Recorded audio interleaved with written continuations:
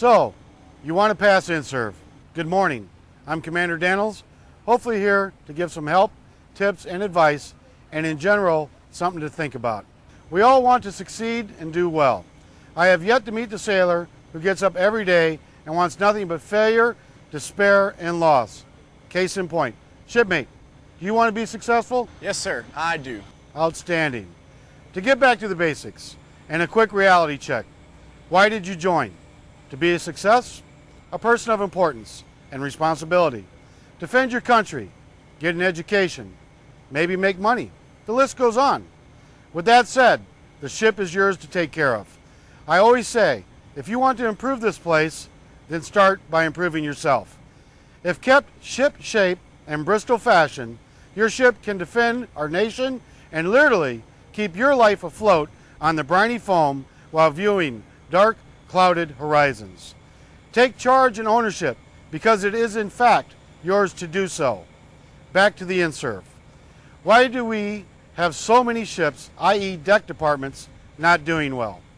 After being the lead deck inspector for INSURV the last couple of years, I have a few conclusions as to the reasons for the less than fabulous scores and trends. 1. Tribal knowledge. We always do it or did it this way. This is a result of BM2 teaching Seaman Timmy how to do something. Mind you, at no time was a book or reference used. At some point, Seaman Timmy becomes the BM2 and retains about 80% of the non-referenced tribal knowledge he was taught. As you can see, the cycle has now resulted in a bad culture of learning and a decrease in knowledge. INSURV is going to go by the references and the written procedures, period. Not what we always did in the past. This comes as a shock to the unread, thus the term "we don't know what we don't know" applies. Imagine our nukes running ships by tribal knowledge. Scary thought. They will have a process and a procedure, the whole works, etc. for everything that they do. What if our air bubbas fix the aircraft and planes by tribal knowledge? Once again, a very scary thought. Let's put these bombs together, how we think they should work. Who needs these instructions? So, back to the reasons for us not reading the references. It was a part of the deck culture to run around loud with knives, marlin spikes, taking charge, and being tough bosun mates. Great qualities given the right circumstances and time. It was not cool to say, "I don't know, let me look it up in the book." So our egos tend to get in the way of passing INSURV because we think we will look dumb if we look something up in front of our peers. Flash traffic, shipmates. You will look great if you read the references and are the subject matter expert. For the senior deck persons and those aspiring to be the senior deck leadership, shipmate, what do you want to be? Senior Chief Bosunmate, sir. There you go, with Senior Chief Bosunmates. Unsolicited advice from me, over 30 years of experience. Be the teacher and your team will follow. They'll follow you as their leader. Note, the teacher must know the books to be able to teach them. Also note, the team will be impressed and confident things are being done right, i.e. by the book, and excel to do even better knowing their leadership generally cares about not only them, but the equipment. At this point, we're going on a journey through the ship to learn some examples and tips that hopefully will help. Let's go ahead and set the sea and anchor detail, and let's take station on the forecastle and see what we got. Shipmate, come on, let's go on the ship. Yes, sir. What are these references I keep speaking of? These references INSURV keeps talking about.